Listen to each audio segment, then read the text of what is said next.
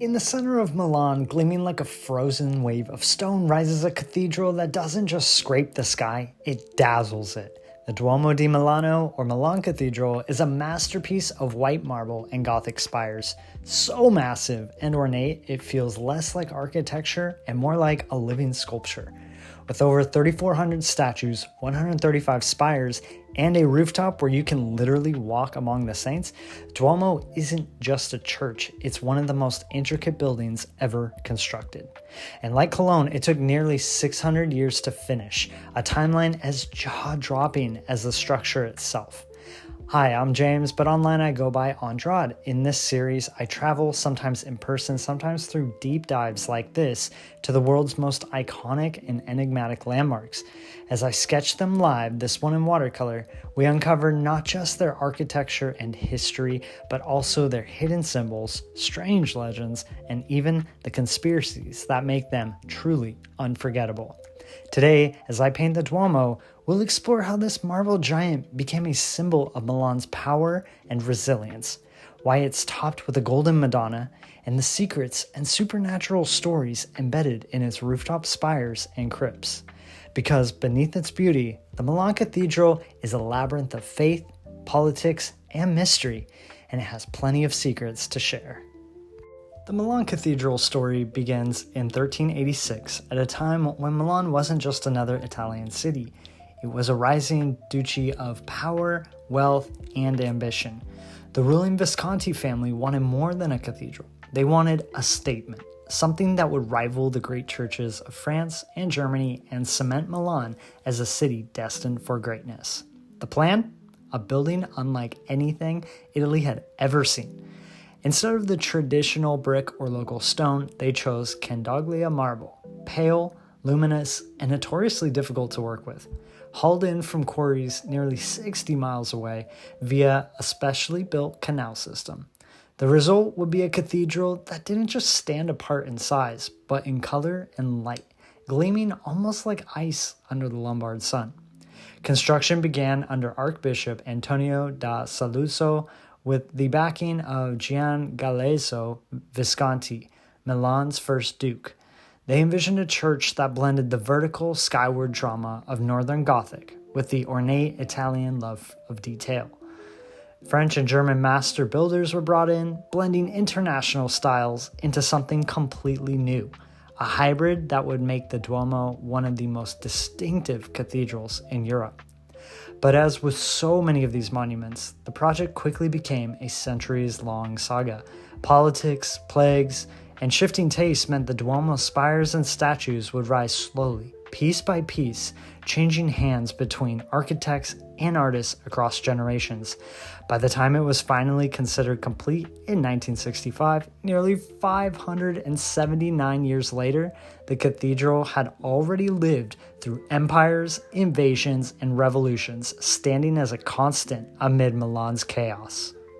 The Milan Cathedral didn't rise overnight. It became a living timeline, its construction stretching across nearly 6 centuries, each phase echoing the world Milan was living through at the time. By the 15th century, the Duomo's foundations and lower walls had begun to take shape, but work stalled repeatedly as wars, political upheaval, and even the arrival of the Renaissance shifted Milan's focus. Italian architects began introducing Renaissance elements into the originally Gothic design, softer arches, classical flourishes, which had to be carefully blended with a soaring skyward drama of its Gothic skeleton. The 17th and 18th centuries brought more interruptions. Funds dried up, and the incomplete spires stood like stone fingers reaching into the sky, unfinished and unwrapped in scaffolding for generations. Yet, through foreign occupations from the Spanish to the Austrians to Napoleon, the Duomo remained a symbol of Milanese identity. In fact, Napoleon himself pushed for its completion. In 1805, just before his coronation as King of Italy inside the Duomo, he ordered the facade to be finished, famously promising to cover the expenses, a bill the city of Milan would chase for decades. Even so, the cathedral wasn't officially completed until 1965, making it not just a church, but a monument that had literally outlasted empires. And in those 6 centuries, Duomo became more than a place of worship. It became a mirror of Milan, its ambition, its resilience, and its ability to evolve while still holding on to the vision that began in 1386. Walking into the Milan Cathedral is like stepping into a marble forest frozen in motion. The nave stretches nearly 500 feet in length, with 40 towering pillars rising over 150 feet high, each branching into ribs that spread across the vaulted ceiling like the limbs of stone trees.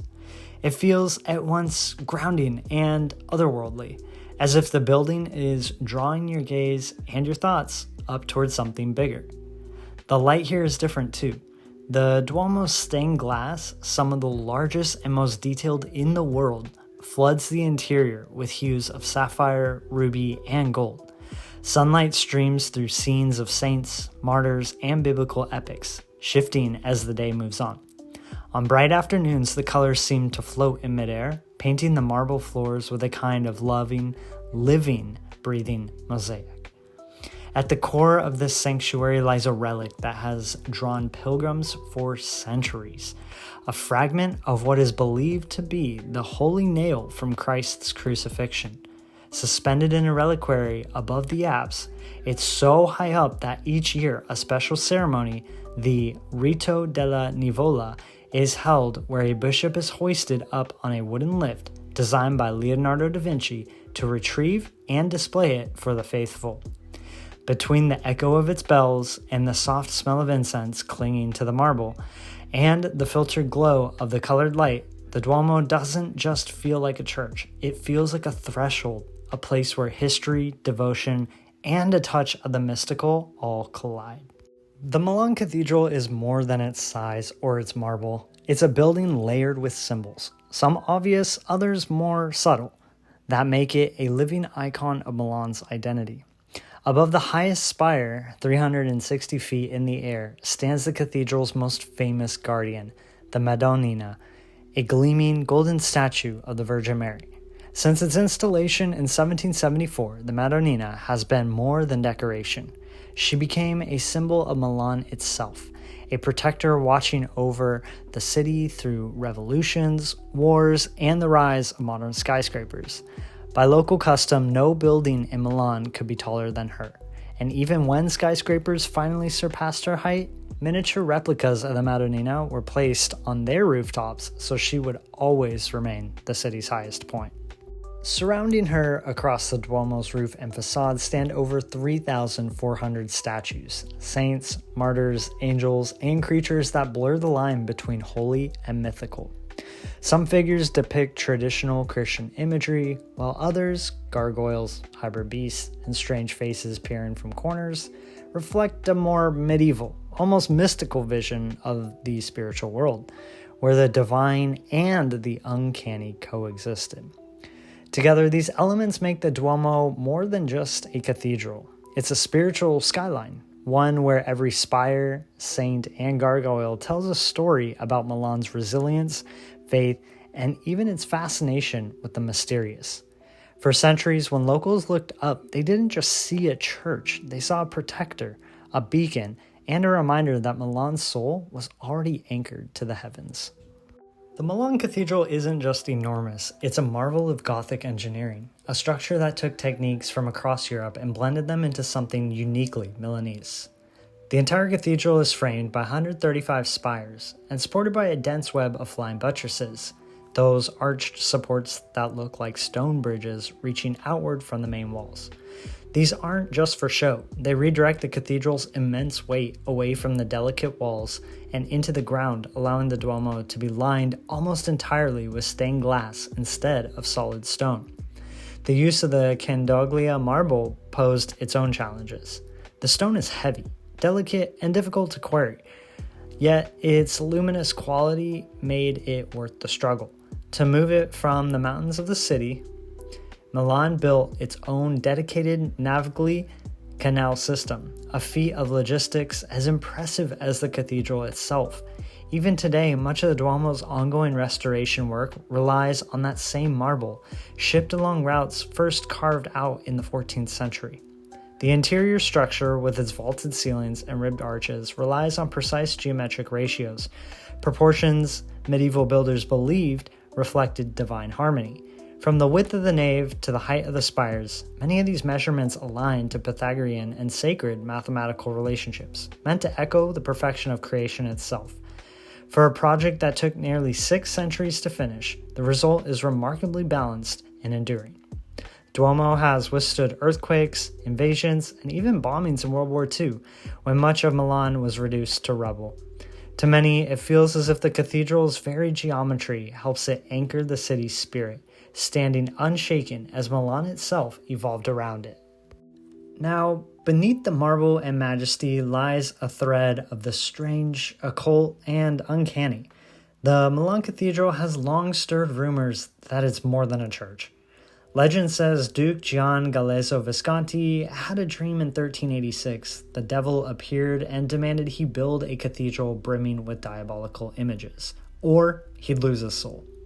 Historians doubt it's true, but when you see the eerie, monstrous heads carved into the facade, you start wondering who sculpted what, or why. Then there's the eerie statue inside, Saint Bartholomew flayed, holding his own skin draped like a cloak. It's been described as both macabre and mystical, often called the skinless saint. That kind of visceral imagery feels like medieval shock art, or maybe a spiritual symbol for sacrifice, martyrdom, or initiation.